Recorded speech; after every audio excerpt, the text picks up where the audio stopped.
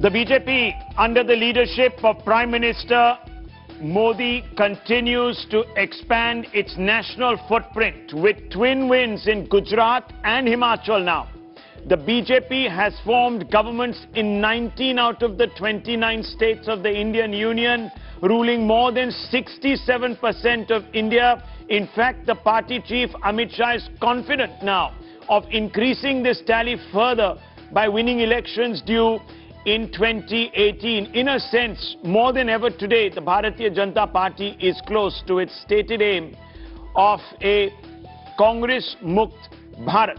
This is what the Prime Minister said a few moments back when he addressed BJP workers at the BJP headquarters in Delhi, crediting his victory foremost to the policy of Vikas, and also saying that voters have punished those that believe in divisive casteist politics.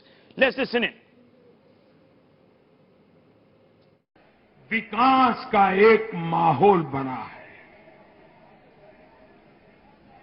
विकास की भूख जगी है, सरकारों की priority विकास बनता चला गया है।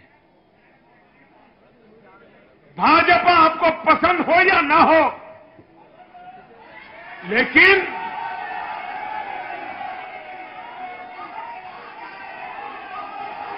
देश को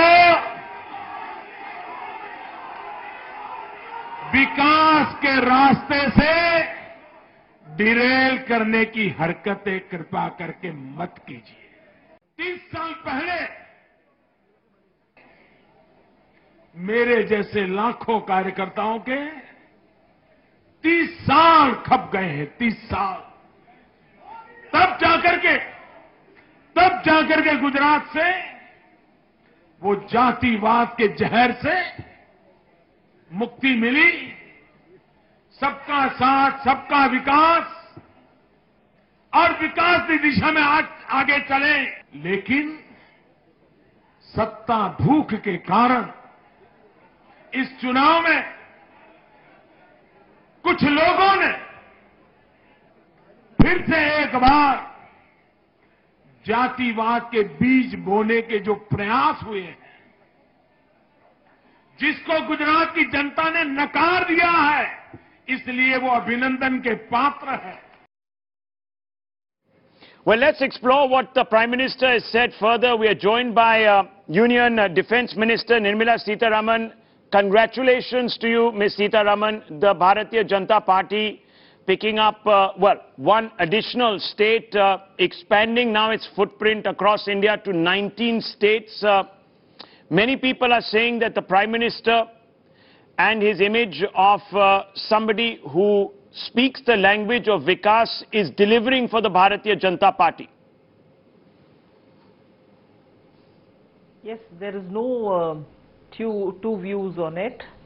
It's certainly the Prime Minister's vision that it is only through Vikas, it is only through making everybody benefit from development that the country is going to be better off.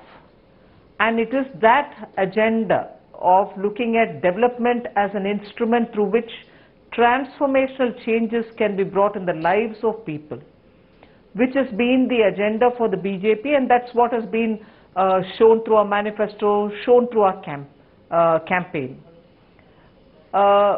And therefore today, when the Prime Minister, after the two states have been won, one wrenching from the Congress, the other retaining our own, the speech of the Prime Minister in the party office really underlined that.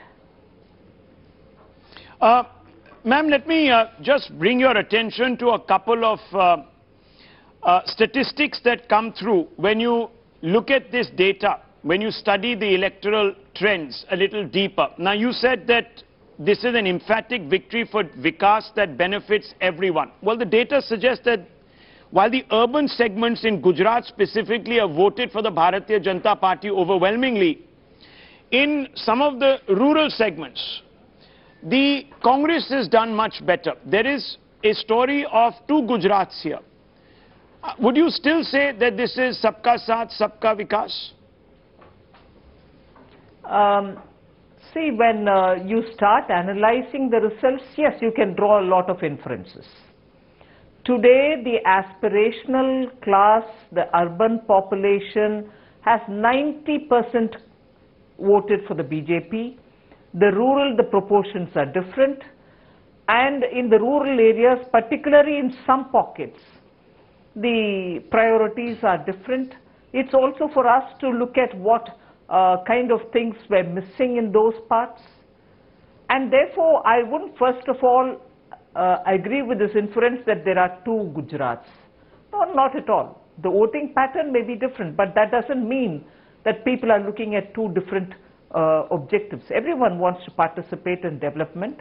Everyone wants to improve their lot.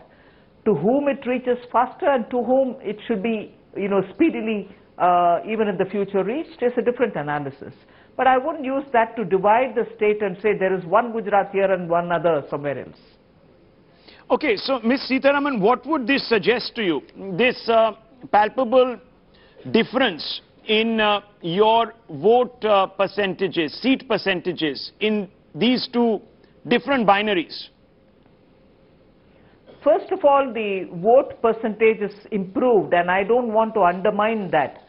Short of 0.02 for a 50% vote share, we have got 48.98, I think, percentage as things stand now. And that's not a small number to look at, especially when you're seeking your 6th term in office. Let's not undermine the importance of this victory. We might want to dissect it and see where it went overwhelmingly in our favor and where it didn't go as much. It's all right. That could be a psephologist's job, that could be an analyst's job. It'll also be interesting and important for us to go through that. But the fact remains that after 5 full terms and also looking at a 6th term, you're looking at vote share remaining or even improving in Gujarat, where the voters are very conscious of the kind of agenda with which good governance has been extended. Now, even as this was going on, where we were giving this narrative to the voter, you have an experiment, if I may call that, of the Congress party, where all its leaders have been rejected. Please notice that. All its leaders of any kind of association with the party for a long time have all been rejected. Now, if Congress wants also to understand this victory as that which is latched on to some of them who came on the basis of caste-based politics, which we reject, it is that narrative which the Congress wanted to come back to and say what with Vikas. They in fact made fun of it. They mocked the developmental agenda.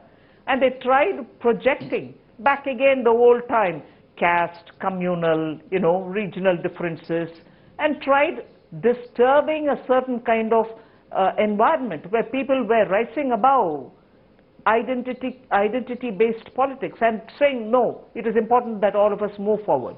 And you tried getting them back. That's where I think the narrative was rejected by the voter. And in spite of all the heavy campaigning, in spite of all the language in the campaign, in spite of rejection of a common, what I would have thought all parties would agree to, yes, we all have to improve our economic well-being will also be important for effacing this appeasement, this dynasty-based, this caste-based politics. You were bringing it back to that. That's where I think the analysis will have to be important, has to be done in a dispassionate way, saying, what are we trying to build this country? What are we trying to model this country after? Back again to those horrible things which we want to reject? Your caste-based, your community-based, your appeasement-based, your dynasty-based? It is that which all of us are now rejecting. Okay, let me ask you this, because a plethora of Congress leaders, including Mr. P. Chidambaram and others, have begun to tweet suggesting that the aim of the Bharatiya Janata Party to evolve a Congress Mukt Bharat has taken a beating in Gujarat. How would you respond to some of these individuals from the Congress side who are saying this is a great rebirth of the Congress, this is a revival under Mr. Rahul Gandhi? who has taken over as president 2 days back? See, it is expected that the Congress leaders will have to draw some comfort from somewhere. If we are constantly talking about Gujarat, even then they have not won the election. We have, in spite of anti-incumbency, retained Gujarat. We are continuing to be in power in Gujarat. We'll serve the people of Gujarat. But won't they want to please look at simultaneously what has happened in Himachal? They were in power. They've been thrown out. Here's the new president. I wish him well for his party. Here's the new president about whom they're talking now. Are they talking keeping Himachal in mind, or do they want to obliterate Himachal, which went to the polls simultaneously? And after all, they were in power in Himachal. They could have retained it and given the credit to Rahul Gandhi. They've lost it. And after that, they want to give consolation prize to the vice president who's now been elected as president.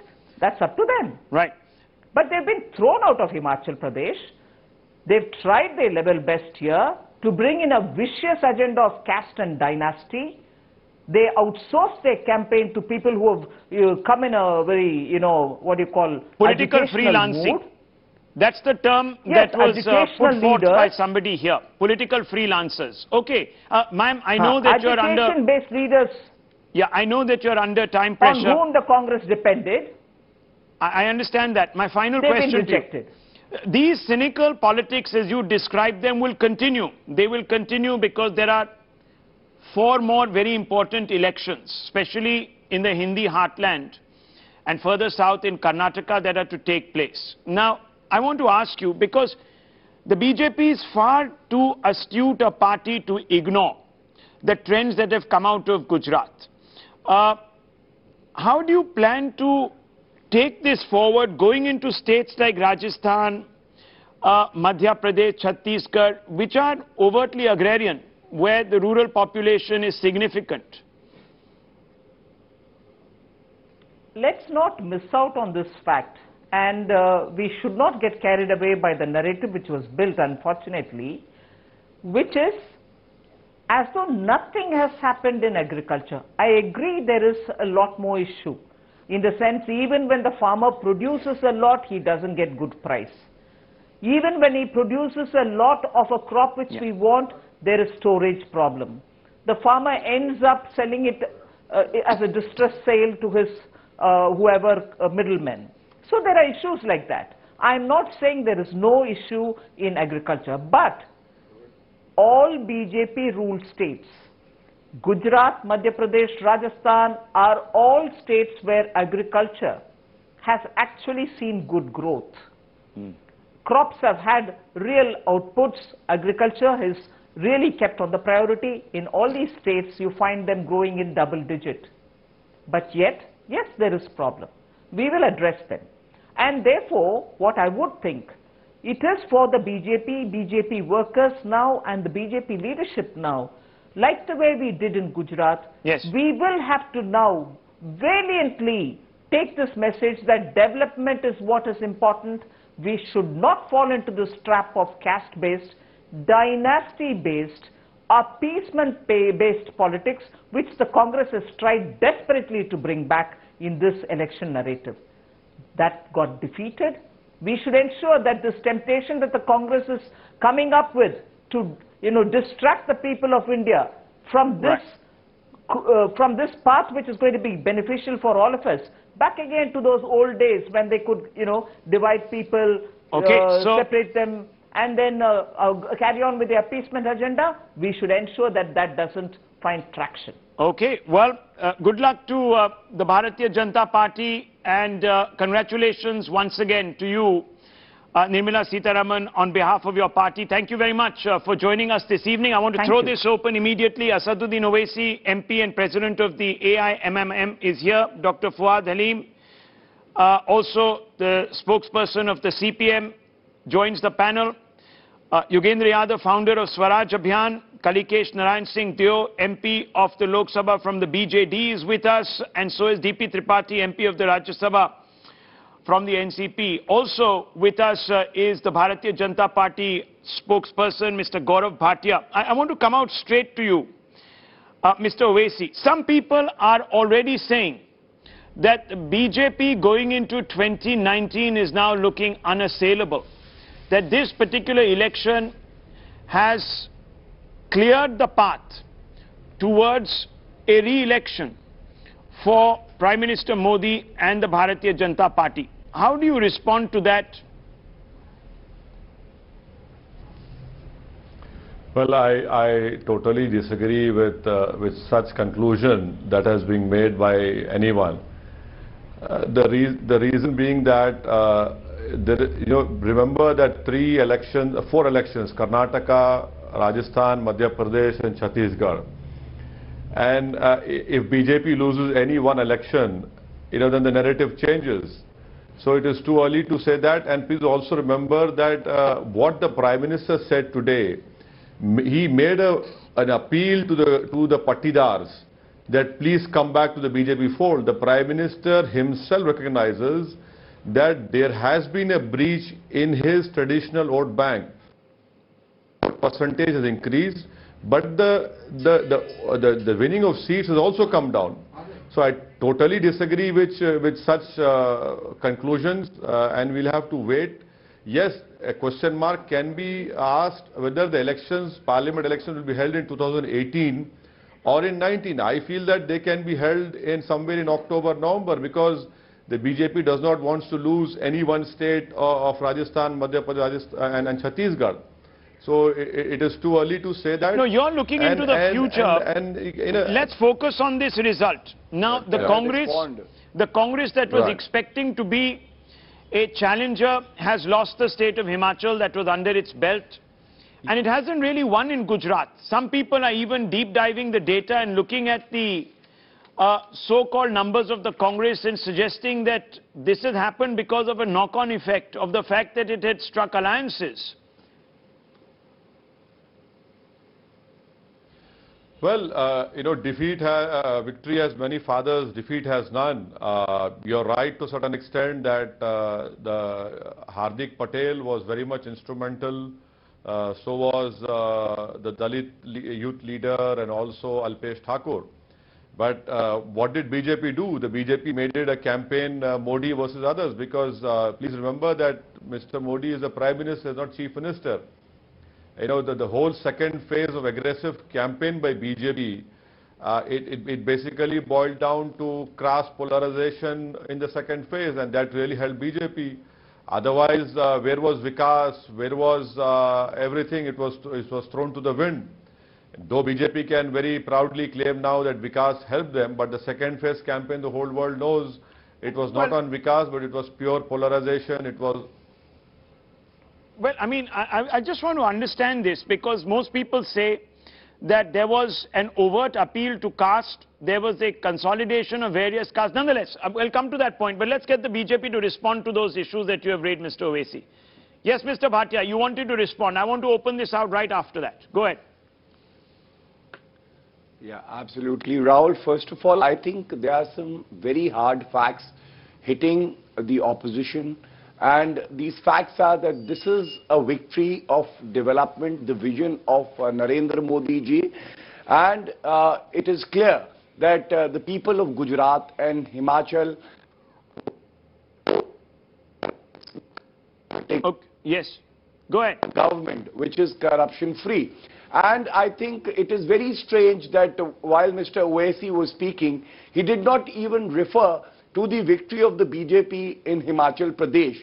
And I think it is very clear that even with 22 years of government in Gujarat, anti-incumbency couldn't set in, and people of Gujarat voted for the development model, whereas for the Congress in Himachal Pradesh, within 5 years, people of Himachal voted out Congress and brought back Bharatiya Janata Party. So there is a strong message that they endorse the good governance of the BJP, and Congress is fast losing ground. And look at the excuses that we have heard today. Rather than accepting defeat with humility and introspecting, they say that it is because of the EVMs. Now, in 99 seats where the BJP won, the EVMs have been tampered with according to them. But if they have won in 80 seats, then the EVM are just fine. So I think, this is very, very amusing. Okay, and so they should at least accept that they have been defeated because the policies of the BJP have been accepted. So let me ask by Mr. the Yadav. voters in the Mr. two Yogendra states. Yadav, you've been a bitter critic of what you claim is uneven vikas, uneven development, saying that it's not sabka saath, sabka vikas. I want to ask you today, if that were indeed the case, would the BJP have won both these elections? Something is working. The alchemy at some level is working. Clearly, Rahul, something is working and something is not working. There is resentment, there has been annoyance, there has been disaffection, but that's not enough for people to switch sides. They also look at the alternative. They want to see, can I trust this other party? And what we have seen is that in Gujarat, there was a large pool of votes that Congress could have drawn from. It did draw a bit. In the last 2-3 months, they did get a few things right, so it looked like a contest. They did something well. But they could not draw upon that entire pool, and that's why BJP, despite accumulation of anxiety, uncertainty, disaffection, and even anger, managed to sail through. That's broadly the picture. I heard the defense minister very closely. She put up a very good defense, I thought. On vote share and seat share, I think we should remember, not only is this the lowest seat share for the BJP, it is also the smallest margin in terms of votes. Basically, both Congress and BJP have gone up. So let's not talk too much about the vote share going up, because Congress vote share has also gone up. The margin, the difference between the two parties has come down. Ms. Nirmala Sitharaman was very eloquent on dynasty. I thought she would also mention authoritarianism, she would mention personality cult in the party. That probably escaped her. I think she's become too much of a defense minister. She talked about casteism. Rightly so. Of course, what Congress practiced was very crass form of casteism, especially in promoting Hardik Patel, which is actually a distorted version of farmers' unrest. But I had expected that she would also mention the other C, which is communalism. Such brazen communalism being used in this election. I'm surprised it did not come to mention. Okay. She reflected, thought, rightly so, for a defense minister, where is this country headed? I thought so when I had the Prime Minister of this country putting I want to ask you, you talked about communalism, some private dinner, and what let's would happen. rewind a little bit. What's happening to this country? No, let's rewind a little bit. You talked about communalism. Let's just rewind on ourselves a little bit, because it was Rahul Gandhi who really played up the religion card. Let's be honest here. He brought in the religion card, he injected it. Some of his own associates were actively campaigning on religion. We exposed some of those individuals. So there was a dog whistle attempt there. Rahul, you are absolutely right.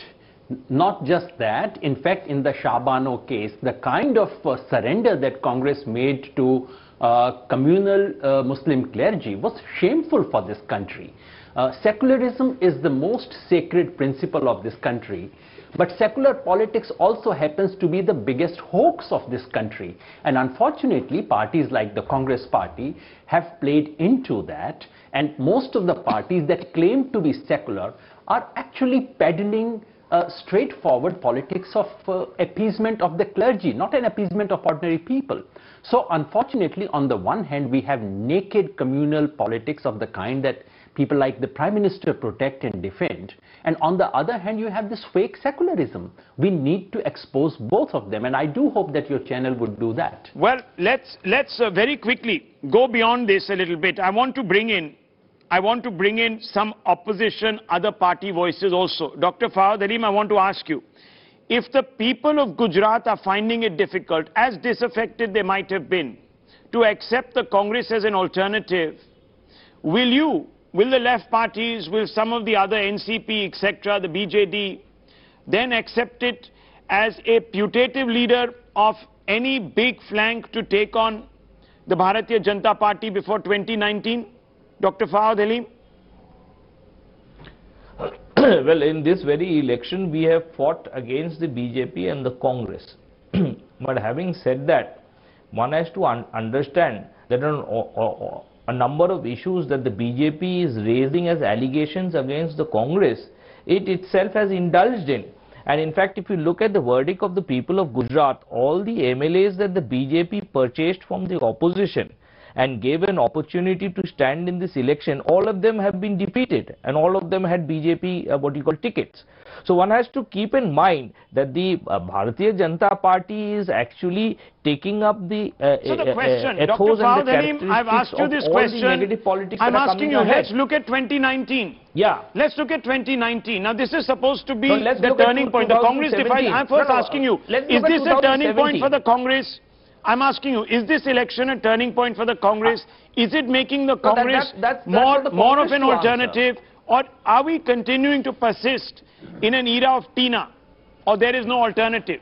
Simple question. No, we are definitely in an era where the people of Gujarat have definitely voiced themselves against the Bharatiya Janata Party. So what about the people of Himachal? If you look at the entire metaphor, it can happen. 22 years of incumbency can generate some amount of fatigue. That this election was. Rahul, let me tell you, sir. Let me tell you. Patient with all these speakers. Have you seen the Nota numbers? Interrupt me, or you can the allow none of me the to above speak. numbers. Doctor, are you afraid of my answer? I'm not. I'm only asking you specific questions. Specific questions. So keep on asking, and so that I don't get an opportunity to speak. Not at all. Specific question. There is also another election that took place. It was the Himachal election where this party was in power. And if a political party like the Congress wants to present itself as an alternative, it should have the ability to retain Himachal Pradesh. That hasn't happened. How can you aspire confidence in particular putative voters, purported voters going down the line when you cannot win the seats and the states where you're already an incumbent? This is a fundamental question. You need to answer this. You want to consume some more time, Rahul, on my behalf? I have the time. Don't worry about that. Please answer the question. Yeah. Yeah. So if you want to answer the question on my behalf, you can do that also. If you want me to answer, you have to allow me to speak. Go ahead. Why don't you get to the point? Yeah. Do you want to keep on speaking? Okay. Well, and, look, ensure that I don't get move on. Let me just move on. Let me move on. I think we are going to just constantly talk about who should actually go forward and who should actually not go forward. So let me just go across to the BJD. Kalikesh Narayan Singh, I'm asking very specific questions. Green shoots, many people are saying, are visible. Do you agree that there are green shoots today sprouting from the Congress fold? Simple question to you. Look, the BJP has won both elections, but that was on expected lines. The Congress has done better than what most people expected. That's the reality.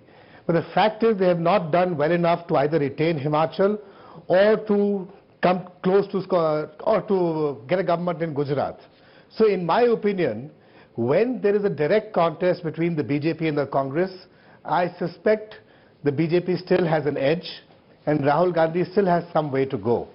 But the real question you have to ask, Rahul, is what if there's a three-cornered contest where regional parties exist? Let's say in Odisha, Bengal and other states. I suspect at that point of time, what's going to happen is that the regional parties who are much more grassrooted, who have performed in the government, will actually get control of these states, retain control of these states, as they have been doing so for so many years. And that's really what the key to the 2019 elections will be. Coming in from the Bharatiya Janata Party. Yes, rebut.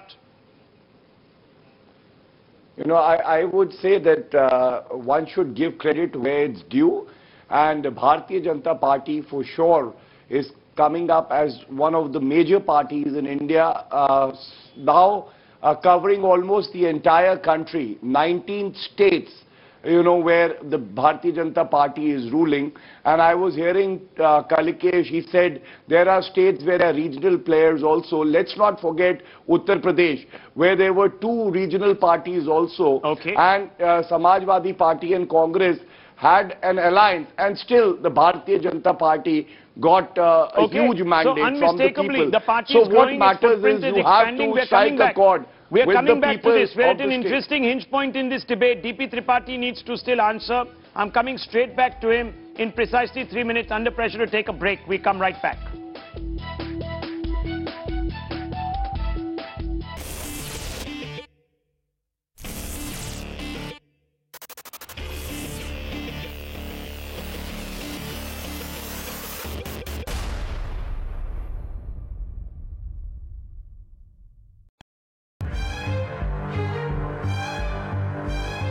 I have a problem with open-ended questions, questions that allow for obfuscation. You have not answered any of my questions. You have danced and deflected. Don't make us wear dunce caps, sir. Questions that don't yield the hard fact. What would you have had Major Gogoi do? Should he have opened fire? I'm asking you, should he have opened fire, yes or no? Because only the absolute fact will clinch the argument. 15 judges have sat in judgment of Pakistan. Were you about to commit premeditated murder? Only airtight questions bring closure. Here is a meticulous register of payments which goes straight into the Hurriyat office. Is the Hurriyat nothing more but the Dalal of Pakistan? Why settle for anything less? Demand the absolute hard fact.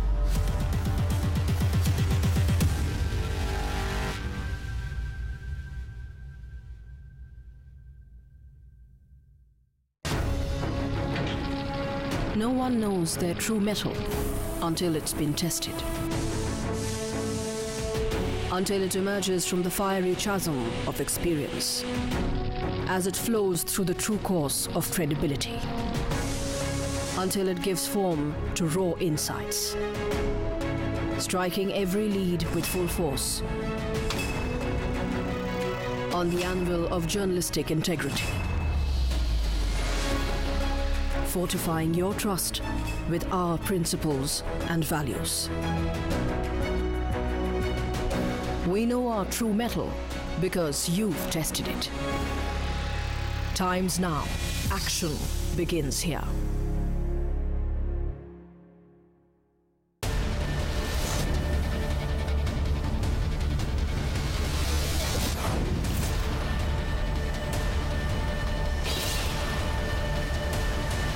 The morning news are.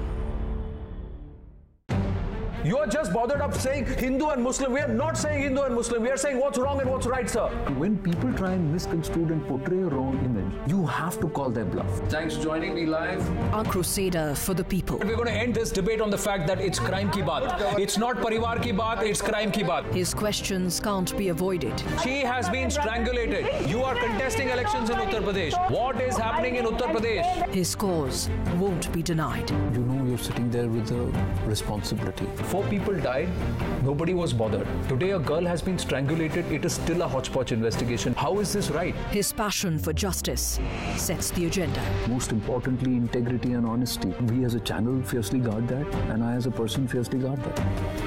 Anand Narsimhan on Times Now. Action begins here.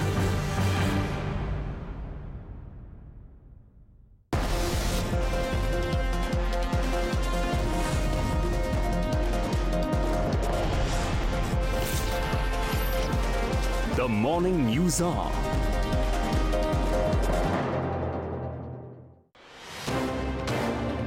Times Now believes action begins here. It's that action that we demand from those who govern us. You're refraining from using the word unconstitutional. Do you have any regrets that justice still doesn't seem to have been delivered? In your parliamentary experience, there has ever been an issue like this on which a Prime Minister has resigned? We ask the question you, the people, want to ask of our politicians.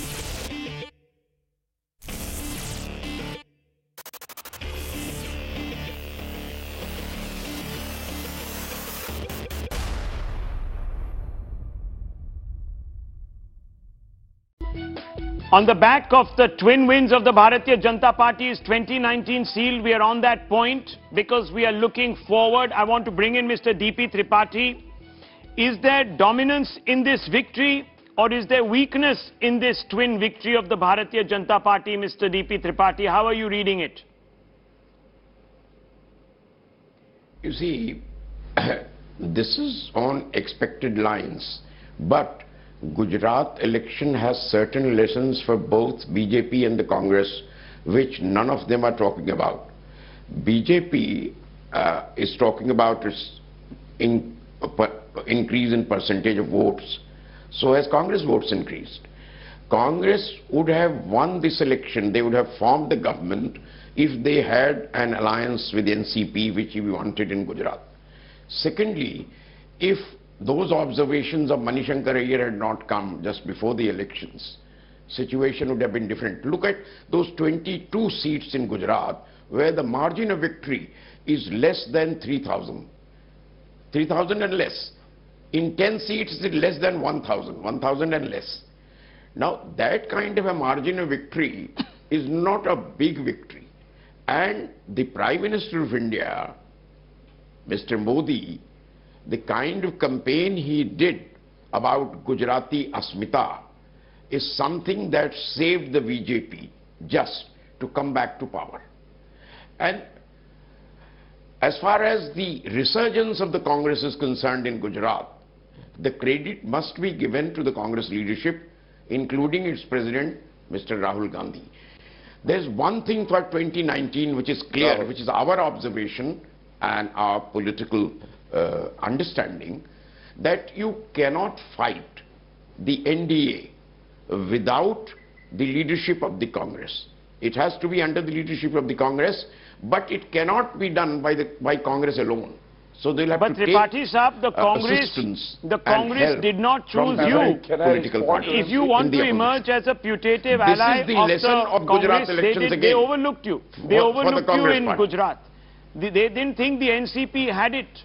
Yeah. And therefore they went for the caste cowboys, as they are called. That's the problem. So I'm asking you, will you now reciprocate the gesture? Because in Maharashtra you don't seem to be. It is not the question of not taking the regional leaders. Okay. I'm not against it. Okay. There were different kind of leaders which will emerge in different parts of the country. I'm being told, no one thought that Alpesh Thakur and Jignesh and Hardik Patel will emerge in Gujarat as new leaders. Now all this has to be analyzed properly. I am not against the social alliances. That it's the Congress that is coming back or rebounding or rejuvenating. Anyhow, I'm just coming back to you. We're joined by Union Rail Minister, Mr. Piyush Goyal, on the broadcast. Very good evening and congratulations, Mr. Goyal. There's a heated debate going on here and some of our panelists want a direct question to be put to you. I'm just asking, the message that comes through from Gujarat, do a lot of channels. I understand. The message that is coming from Gujarat is that the argument of Vikas has not permeated across the length and breadth of the state. It stops really at the urban centers. So how do you explain this dichotomy? Well, I think some of your panelists need to look at the numbers in terms of vote share. In this election, our vote percentage has actually gone up from 2012. So has the Congress, but Congress had the GJP, which was earlier, which had taken 6%. So really, they have not even been able to maintain their 6% vote share of the GJP, which they had tried to whip up casteist sentiments and hope to get that entire vote. So I think the big message is that the vote share of the BJP has gone up. Even in the rural India, which you are saying has given a different result, the fact is the vote share of Congress and BJP is the same. The number of seats we may not have got so much this time, but this happens in many elections, that the seats and the percentage very often vary very drastically differently. So, well, we certainly will look at the election results, but the fact remains people have voted for the BJP despite 22 years of an possible anti-incumbency, almost 3 decades of electoral victories consistently for the BJP in Gujarat, the 19th state in the bag, Himachal Pradesh, which has voted decisively, nearly a 2/3 majority for the BJP to throw out the corrupt Congress. 19th state, another 4 states coming in for election in the next 6 months, well poised to have a country where the BJP can serve the people of India across the length and breadth of the country. Okay, Mr. Piyush Goyal, let me ask you, sir. This is a question that is one that is constantly creeping up. Do you have any answer for why is it that the BJP has not been able to achieve the target that it set for itself in Gujarat? Do you know why that is? Well, we always set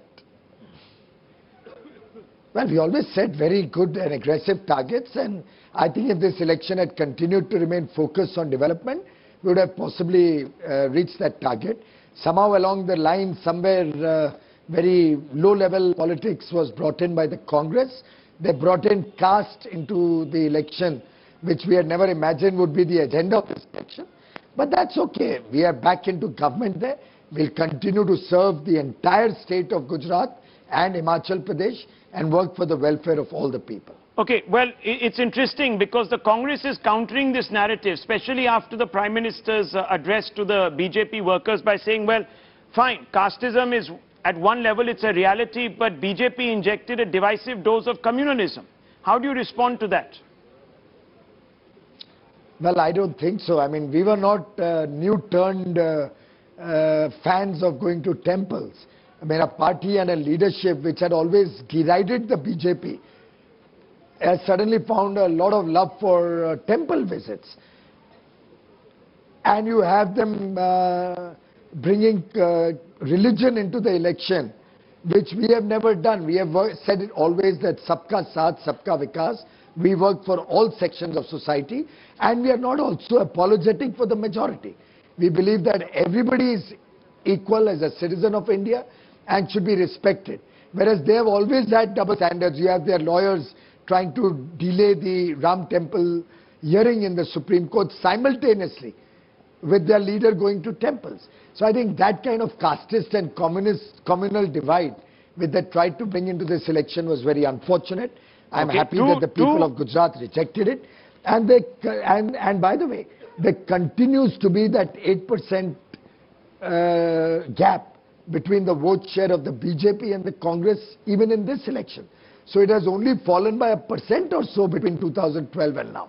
Okay. After 22 years with Mr. Modi not in government in himself, but having moved on to Delhi, I think it's fantastic that we've got such a great deal of support, love, affection and blessings of the people of Gujarat, and a runaway victory in Himachal with 2/3 of the seats coming two top Congress leaders, and our vote Mr. Surjewala and Mr. P. Chidambaram. 10%.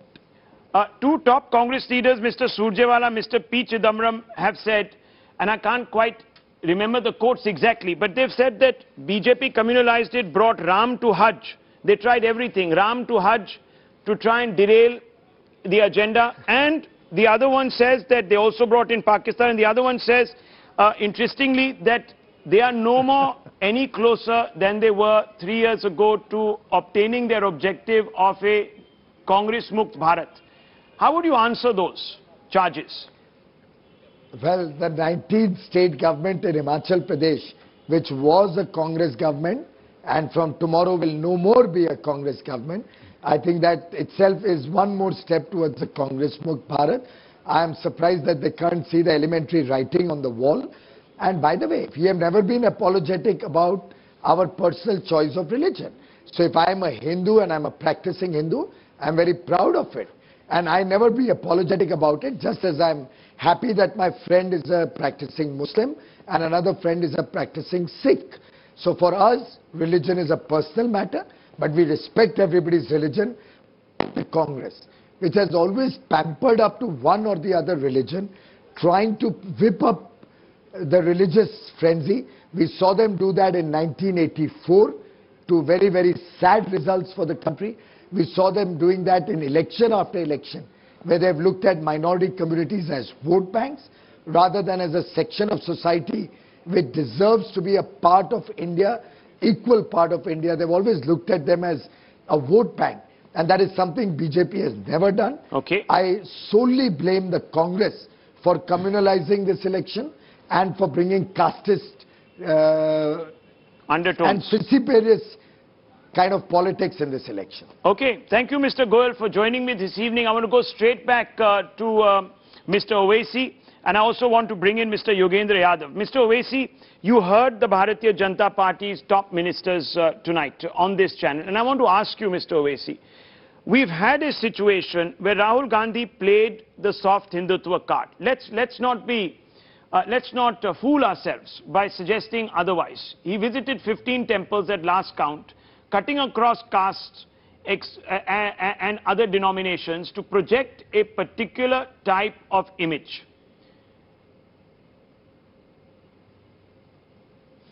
Well, he visited 27 temples, let me correct you, and so did Mr. Modi.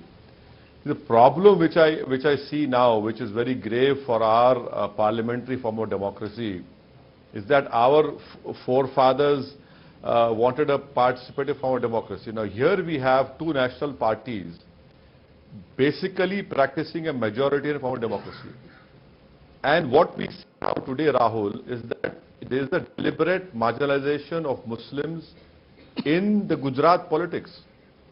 BJP has not given a single Muslim member a ticket to contest election. The Congress had given only 6, and out of that 3 have won today. Now this clearly shows that what they are practicing is a majoritarian form of democracy, and Mr. Piyush Goyal is conveniently forgetting that the Prime Minister used words as Aurangzeb. He suspected the integrity of an ex-Prime Minister, ex-Army Chief just because he attended a dinner. Taj Mahal. Why? Okay, I think we've just lost your signal. We've lost your signal. You wanted to come in. But I just want to ask Asaduddin Owaisi that if he is now convinced that the Congress is playing sacrifice secularism, will he still ally with the Congress in the future? Okay. Also about alliance building. And very just quickly, on that Mr. Owaisi, will you ally? And will BJD ally with the Congress, because BJP is coming up in Orissa, so I think they will want to ally with somebody else, not with BJP anymore. Okay, let's just hope we can hear Mr. Owaisi. Mr. Owaisi, that question straight to you. Well, Mr. Poonawala has burned his fingers being in Congress, so he shouldn't tell me about Congress party and the way he has been treated and what he has responded to the whole world. How it will help in consolidating secular votes. We already have a TRS party in power in Telangana, and I'm sure that TRS party is very strong in dealing with the fascism which is being practiced by BJP. The important question over here is that the marginalization of Muslims from Indian politics, especially in the recent election, this is not good for democracy. This is not good for democracy. Okay, Mr. Yogendra Yadav, that's the point, isn't it? And I think someone made that point. If the BJP is to be defeated with its formidable organization, party organization, with a tireless leader that projects the party's agenda so effectively to the voter, the other parties have to come together. Now, can that happen? Rahul, first of all, let me say that if someone were to play this particular show 10 years from now, just play the clipping of Mr. Piyush Goyal and what he was saying, what a sight it would make. Here is a minister, powerful man, saying with straight face on national television, everyone nodding very sagely, that elections reached a particular low this time. You know, who brought it to such low? Don't we all know it? He says with a straight face, oh my God, casteism. I remember a party called Apna Dal. Do you remember who allied with it in Uttar Pradesh? Yes. Was it about caste? Was it not about caste? And above all, talking about communalism, Congress injecting it. How lovely. But I wanted to stand up, clap, give a standing ovation. This is a strain that goes back to 2007. With a flat face. Dr. Yadav, this strain goes back to 2007. Rahul, I couldn't hear your question. This strain goes back to lowering the discourse to 2007. Maut ka Saudagar. You know, several allusions were made. Poisonous ones. Rahul, I would be the last one to try and offer an apology on behalf of Congress party or what they have done. Yes. For the last 14 and a half years, Congress party has not had the courage to practice even minimal secular politics. Niche remark. The mindset of an average Congress leader in Gujarat. I think Mr. Tripathi said the niche remark average mindset of a BJP worker. Mr. Tripathi says the niche remark cost the Congress. That was the turning point. But it may or may not have cost them votes, but it was truly in very bad taste. Okay, it was very bad taste. Very quickly. Poor taste. Very quickly. And, Mr. Bhatia wants to come in. I have to really end this show. Changed. I've got 1 minute. Mr. Bhatia, quick rebuttal. Sorry, I've really got 1 minute on the show. Quickly. You know, the BJP has won the general elections of 2014, have been winning elections in various states, but yet the political opponents are yet to come to terms with the reality that people of India are with the BJP and with our ideology. And let me remind him regarding the niche remark, regarding, you know, promising reservations to Patidar, which is against the Supreme Court judgment. Reservation cannot exceed 50%. And also Salman Nizami being brought in from Kashmir just to spew venom. So definitely the Congress lowered the discourse.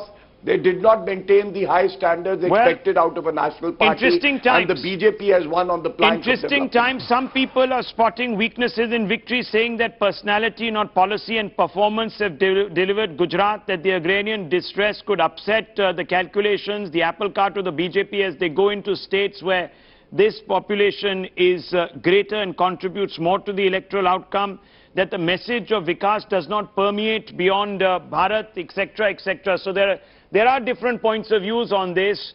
This debate will continue. But for now, the BJP has secured 2 wins. 2 wins. Does it indicate dominance or does it indicate a turning point? That's the question I leave you with. Newshour is going to also consider that. Stay with us.